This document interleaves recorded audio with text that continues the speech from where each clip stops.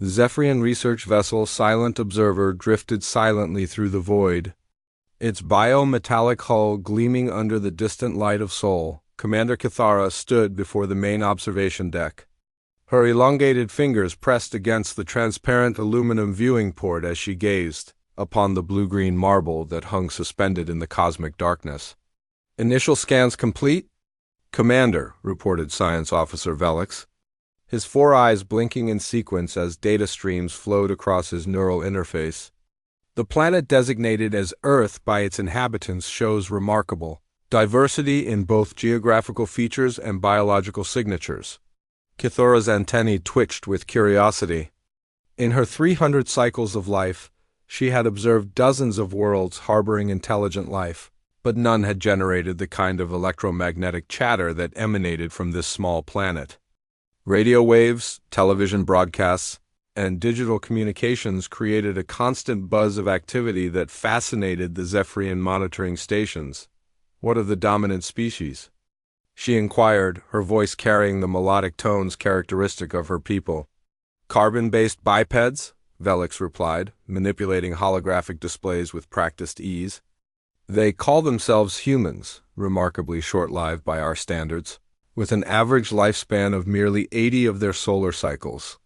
Yet their technological advancement in such a brief evolutionary timespan is unprecedented." The ship's cultural analyst, Nexus, materialized beside them through quantum displacement, his ethereal form shimmering as he solidified. "Commander, I must share something extraordinary. These humans have developed from primitive hunter-gatherers to spacefaring civilization in less than 10,000 cycles. Our own people required 50,000 cycles to achieve similar advancement." Kithora's mandibles clicked in disbelief. The Zephyrian Collective had spent millennia cataloging civilizations across the galaxy, and such rapid development was theoretically impossible according to their models of societal evolution. "There must be external influence," she reasoned. "Perhaps another advanced species guided their development?" "Negative," Nexus replied, his form pulsing with excitement. "All evidence suggests entirely indigenous advancement. They appear to possess an unusual capacity for innovation under pressure. When faced with obstacles rather than accepting limitations, they create solutions that often surpass the original problem's scope." The ship's proximity alarms chimed softly, indicating they had reached optimal observation distance. Through the viewing port, Earth's surface revealed itself in stunning detail. Vast cities sprawled across continents, their lights creating intricate patterns visible even from orbit. Satellites orbited the planet in carefully choreographed dance, while aircraft traced paths through the atmosphere like luminous insects. "Bring up the cultural intercepts," Kithara commanded. The observation deck transformed into an immersive environment, as holographic projections surrounded them with intercepted human communications. Music filled the air, a strange but beautiful arrangement of sounds that somehow conveyed deep emotional meaning. Images flashed around them showing human artistic expressions, sporting events, and daily life. Velix's scientific conditioning struggled with what he observed. "Commander, their behavior patterns are inconsistent with logical survival protocols. They engage in activities that serve no apparent evolutionary advantage. They create art, music, and literature that provides no tangible benefit to their species' continuation. Yet they thrive," Nexus observed thoughtfully. "Perhaps there are survival advantages we don't comprehend." A new display activated showing human technological achievements. Kithara watched in amazement as images revealed humans splitting atoms, mapping their own genetic code, and launching vehicles beyond their planetary atmosphere using controlled chemical explosions. They harness the power of stellar fusion for both creation and destruction, Velix reported with growing bewilderment. They've developed medical techniques that extend their brief lives and cure diseases that would devastate other species. Yet they also create weapons capable of rendering their entire world uninhabitable. "Show me their response to natural disasters," Kithara requested, her scientific mind seeking patterns in apparent chaos. The holographic environment shifted to display recent events. Earthquakes, hurricanes, volcanic eruptions, and tsunamis played out around them, followed by human responses. Instead of fleeing to safer territories as any logical species would, humans consistently demonstrated behavior that defied every model in the Zephyrian databases. When earthquakes struck populated areas, thousands of humans rushed toward the destruction rather than away from it. They pulled survivors from collapsed buildings with their bare hands, shared resources with strangers, and worked tirelessly to rebuild communities stronger than before. During hurricanes, humans who possessed safe shelter opened their doors to those who didn't, sharing food and comfort with individuals they had never met and likely would never see again. Emergency responders flew aircraft into the heart of storms to rescue people trapped by rising waters. This behavior serves no genetic advantage, Velix stated flatly. They risk their own survival for individuals outside their family units, sometimes for complete strangers. By all evolutionary models, this should have eliminated such traits from their population. Nexus was studying the data with increasing fascination. Yet it hasn't. If anything, these behavioral patterns seem to strengthen their civilizations. Look at the recovery rates. The displays showed human societies rebuilding after catastrophes not just to previous levels, but often surpassing their former capabilities. Cities destroyed by natural disasters were reconstructed with better infrastructure.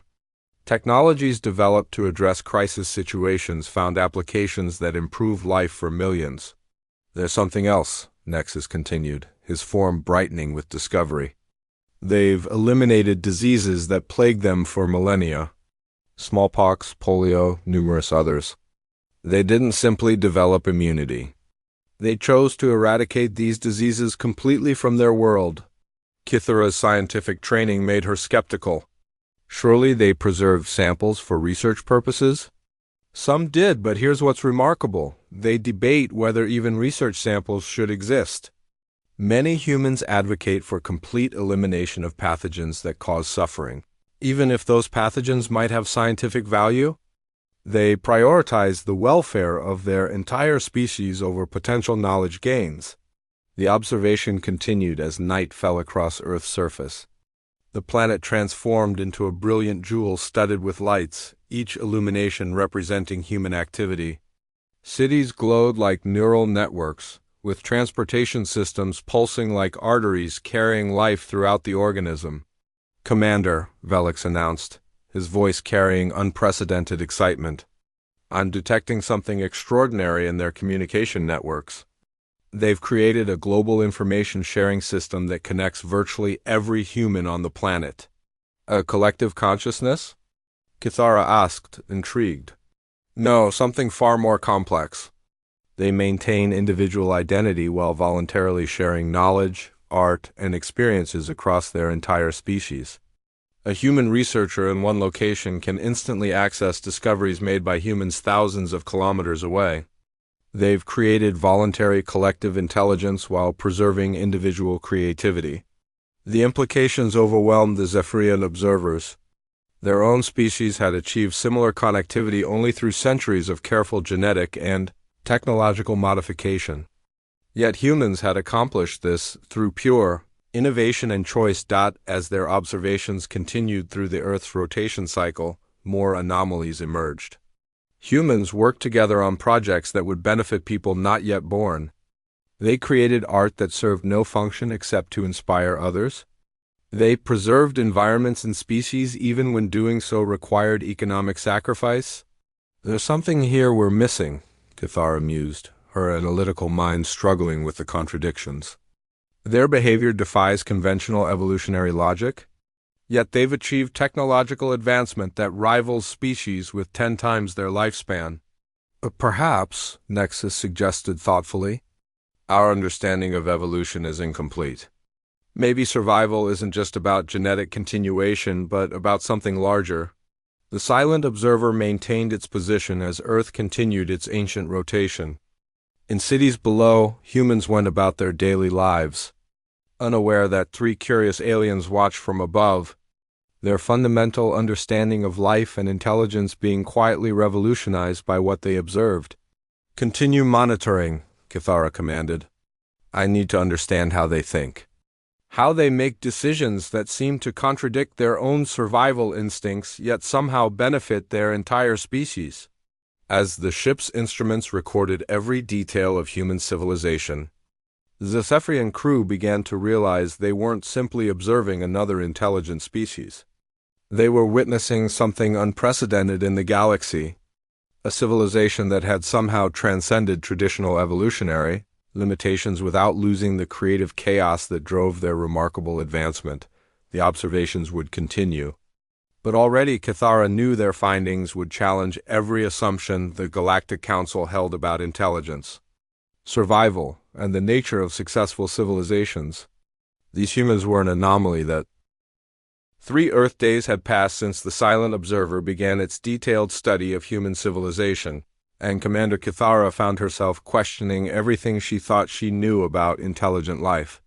Her crew worked in shifts around the chronometer, cataloging behaviors and achievements that challenged the fundamental principles taught in Zephyrian academies. "Commander, you need to see this," Science Officer Velix called urgently from his monitoring station. His 4 eyes displayed the rapid blinking pattern that indicated significant discovery. "I've been tracking human response patterns to resource scarcity, and the results contradict every economic model in our databases." Kithara approached the holographic display where Velix had reconstructed a 3-dimensional model of human agricultural and distribution systems, food production centers, transportation networks, and consumption areas glowed in different colors across a representation of Earth's surface. "Show me the anomaly," she requested. The display zoomed to focus on various regions experiencing food shortages, instead of the expected hoarding behaviors and resource conflicts that characterized every other species the Zephyrians had studied. Something entirely different emerged from the data. When humans in abundant regions learn of shortages elsewhere, they voluntarily send surplus resources to areas they've never visited, to people they'll never meet, Velix explained, his voice filled with scientific bewilderment. They create organizations specifically designed to move resources from areas of abundance to areas of need. But surely they expect something in return? Kithara asked, her understanding of basic survival economics struggling with the observation. "Often nothing at all. They call it humanitarian aid. Watch this." The display shifted to show recent human responses to natural disasters. When earthquakes struck populated areas on one continent, humans from every other continent sent aid. Medical supplies, food, water, rescue equipment, and trained personnel flowed toward disaster zones from around the globe. "The most remarkable part," Velix continued, "is that many donor regions are simultaneously dealing with their own challenges. They're sharing resources they need for themselves." Nexus materialized beside them, his ethereal form pulsing with excitement. "Commander, I've discovered something even more extraordinary about their educational systems. They've developed institutions dedicated to sharing knowledge freely across their entire species." The holographic environment transformed to display human libraries, universities, and digital knowledge repositories. Millions of humans dedicated their lives to gathering information and making it available to others, often without personal compensation beyond basic survival needs. "They preserve and share the collective learning of their species," Nexus explained. "But here's what's unprecedented. They actively encourage others to surpass their achievements. Teachers celebrate when students exceed their own capabilities." Kithara's mandibles clicked in confusion. "That makes no evolutionary sense. Why would individuals help potential competitors become superior?" "Because they don't view their own species members as competitors," Nexus replied. "They seem to operate under the principle that elevating others ultimately benefits everyone. They've created a civilization based on collective advancement rather than individual dominance." A new alert sounded from the communication monitoring station. Cultural analyst Vox joined them, his form shimmering as he accessed the ship's memory cores. "I've been analyzing their entertainment and artistic expressions," Vox announced.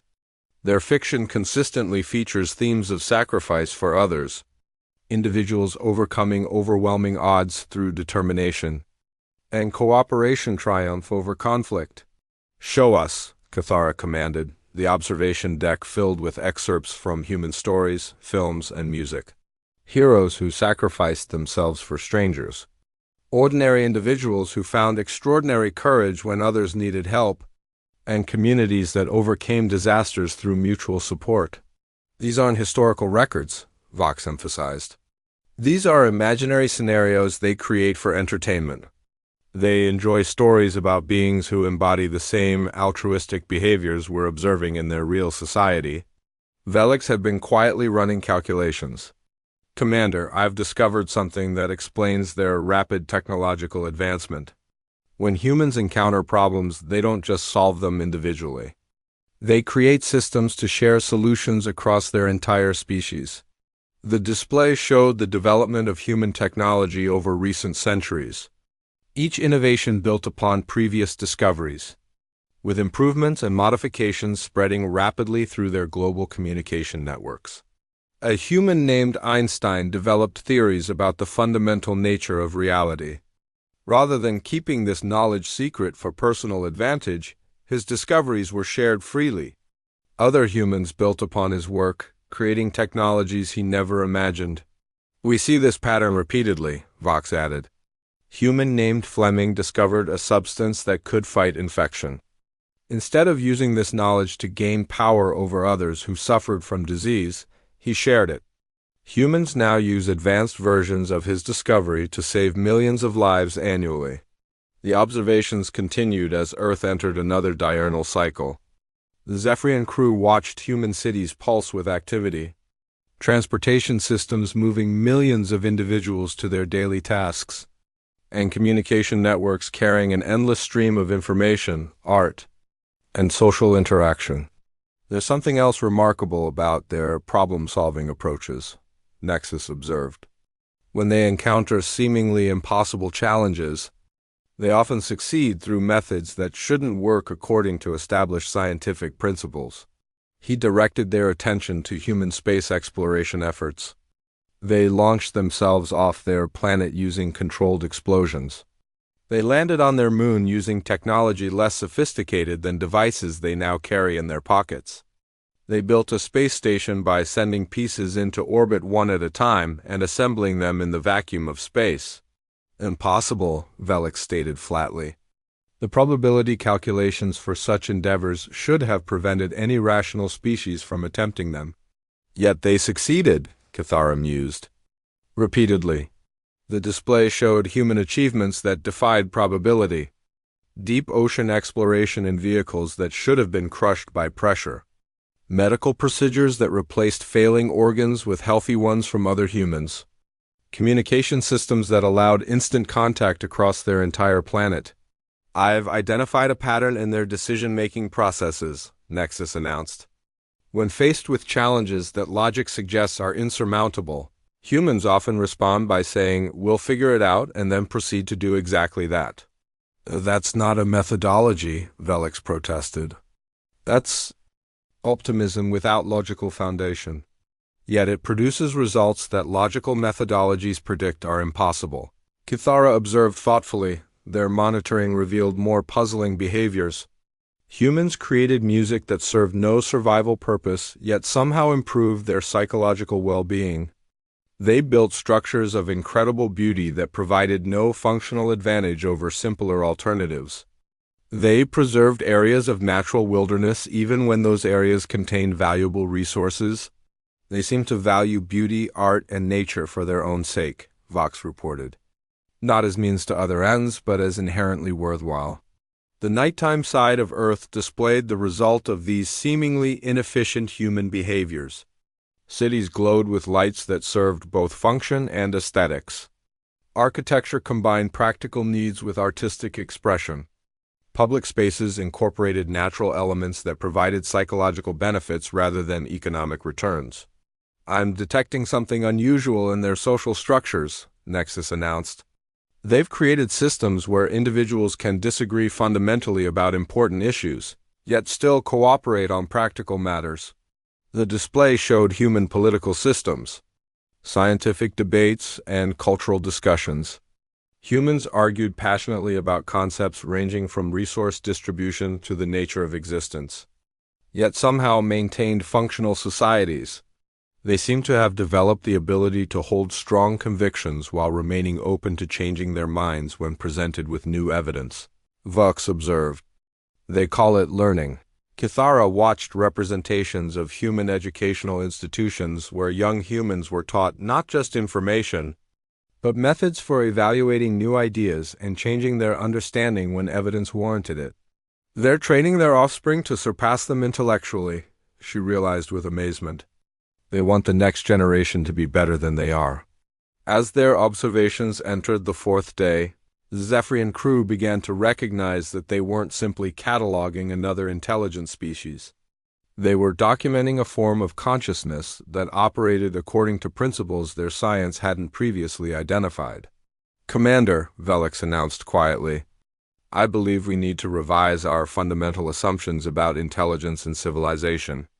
These humans have achieved something we thought was theoretically impossible, which is, they've created a stable civilization based on principles that should lead to extinction, according to every evolutionary model we know. Yet they're not just surviving, they're thriving and advancing at unprecedented rates." The implications hung in the air around them as Earth content. 7 Earth days into their observation mission, Commander Kithara faced a dilemma that had never confronted a Zephyrian survey team. Every protocol in their databases suggested that first contact with any new species should only occur after complete understanding of their capabilities and intentions. Yet the more they learned about humans, the more Kithara realized that complete understanding might be impossible using conventional approaches. "Commander, we've detected something that changes everything," Nexus announced urgently, his ethereal form pulsing with unprecedented excitement. "Humans have discovered us." The bridge fell silent. Kithara's antennae twitched with surprise and concern. "Explain." 3 humans operating from what they call the Arecibo Observatory have identified our ship's gravitational signature. More importantly, they've recognized it as artificial and extraterrestrial. But here's what's remarkable. Their response isn't fear or aggression. The main display activated, showing intercepted human communications from the observatory. 3 humans worked together, analyzing data that clearly showed the presence of an alien vessel in Earth's orbital space. Dr. Sarah Chun, Dr. Marcus Rodriguez, and Dr. Kemasante, Nexus identified the humans. "They've been tracking our position for the past 18 hours. Listen to their discussions." Audio filled the bridge as the Zephyrians listened to human voices discussing their presence. "The gravitational anomaly is definitely artificial," Dr. Chun's voice explained. "No natural object creates this kind of localized space-time distortion." "Agreed," Dr. Rodriguez responded. "The question is, are they observing us or threatening? U.S.? Given that they haven't made contact or demonstrated hostile intent." Dr. Asante added thoughtfully, "I believe they're conducting scientific observation, just as we would if we discovered an inhabited planet." Science Officer Velix's eyes blinked rapidly in astonishment. "They're analyzing our motives correctly. They understand that we're here for research, not conquest." But what happened next exceeded every prediction in Zephyrian first contact protocols. "I think we should send them a message," Dr. Chun suggested. "Something that shows we're aware of their presence and welcomes peaceful contact." "What if they interpret any transmission as hostile?" Dr. Rodriguez asked reasonably. "Then we'll have learned something about their nature," Dr. Asante replied. "But everything I know about intelligent species suggests that scientific curiosity usually overcomes fear when approached with genuine peaceful intent." Kithara watched in fascination as the 3 humans debated the best approach for initiating contact with beings whose capabilities they couldn't possibly comprehend. They showed no signs of panic, no immediate impulse to alert military authorities, and no assumption that alien presence meant danger. "They're treating this as a scientific opportunity," Vox observed with amazement, "not as a security threat." The humans' next action confirmed this assessment. Instead of notifying their government or military, they began preparing a mathematical message designed to demonstrate Earth's scientific understanding while expressing peaceful intentions. "They're going to broadcast prime numbers," Nexus reported as they monitored human preparations, followed by mathematical constants, basic physical principles, and what appears to be artistic expressions. "Art?" Cathara asked, puzzled. "Musical compositions, visual patterns, and literary excerpts translated into mathematical form. They're trying to show us not just their intellectual capabilities, but their creative essence." The transmission began an hour later. Simple mathematical sequences filled the communication channels, followed by more complex scientific data, and, finally, by the inexplicable beauty of human artistic expression converted to universal mathematical language. In the ship's conference chamber, the Zephyrian crew gathered to analyze this unprecedented first contact scenario. Never in galactic records had a newly discovered species initiated contact with such confidence and openness. "They're not afraid," Cathara stated, still processing the implications. "They detected technologically superior beings observing their world, and their response is welcome and curiosity." "There's more," Nexus added. "I've been monitoring their internal discussions." Dr. Chun suggested including information about human achievements in medicine, technology, and art, but Dr. Rodriguez insisted they also include acknowledgement of human failures, conflicts, and mistakes. "They want to present an honest representation of their species," Vox interpreted. "Not just their successes." The transmission continued for several hours, painting a comprehensive picture of human civilization that included both remarkable achievements and significant problems. Wars, environmental damage, social inequalities, and individual human suffering were presented alongside technological marvels, artistic achievements, and acts of heroic selflessness. "They're showing us who they really are," Cathara realized. Completely, honestly, without attempting to hide their flaws or exaggerate their capabilities. Velix was running calculations on his monitoring systems. "Commander, based on their transmission content and the sophistication of their detection methods, these humans possess intellectual capabilities that approach our own despite having evolved in a fraction of the time." The weight of this realization settled over the crew. They had discovered a species that might be their intellectual equals, despite being barely past their technological infancy by galactic standards. "What do we do?" Nexus asked. "Standard protocols suggest continued observation until complete understanding is achieved." But we may never achieve complete understanding of humans using observation alone," Cathara replied thoughtfully. "They seem to operate according to principles that can't be understood externally." For 6 hours, the human transmission continued, growing more sophisticated and creative as the three astronomers expanded their efforts. Other humans joined the project, contributing knowledge, art, and insights that painted an increasingly complex picture of their civilization. "Commander," Vox announced, "they're not just transmitting to us anymore. Word has spread through their global communication networks. Humans worldwide are contributing to the message. The scale of human response overwhelms Zephyrian expectations." Instead of fear or panic, humans throughout their planet began sharing their finest achievements and deepest thoughts, hoping to make a positive impression on the alien observers they couldn't see but knew were watching.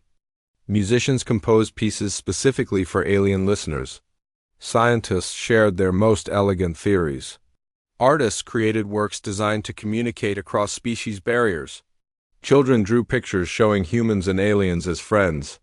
"They're treating us as potential allies," Cathara observed with growing amazement. "Not as threats to be feared or enemies to be defeated." The transmission climaxed with something unprecedented in galactic history. The humans sent detailed information about their own weaknesses, their planetary problems that remained unsolved, and explicit requests for peaceful knowledge exchange. "They're asking us to help them become better," Nexus translated. "Not more powerful, not more technologically advanced, but better as conscious beings." Dr. Chin's voice came through clearly as the transmission neared its end. "If you're listening, To this, we hope you understand that we humans are still learning, still growing, still trying to become worthy of the universe that created us.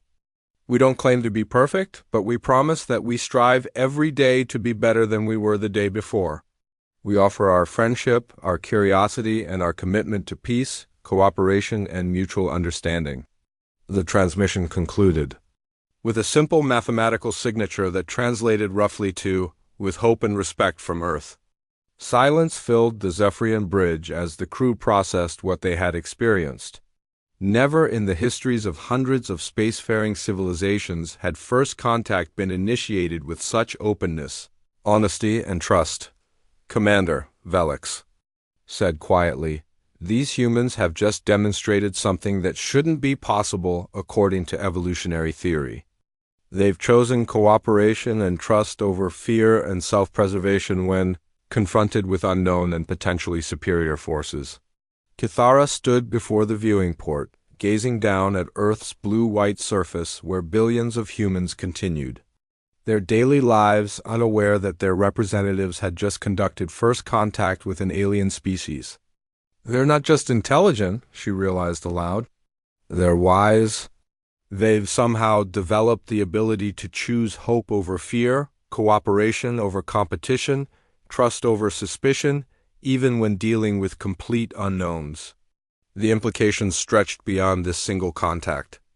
If humans could achieve such sophisticated consciousness in mere thousands of years, what might other young species be capable of?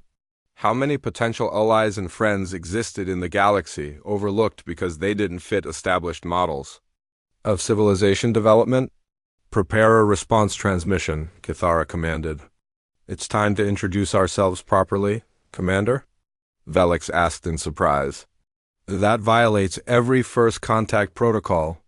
"Then perhaps our protocols are wrong," she replied, her voice carrying conviction that surprised even herself. "These humans have shown us something we didn't know was possible.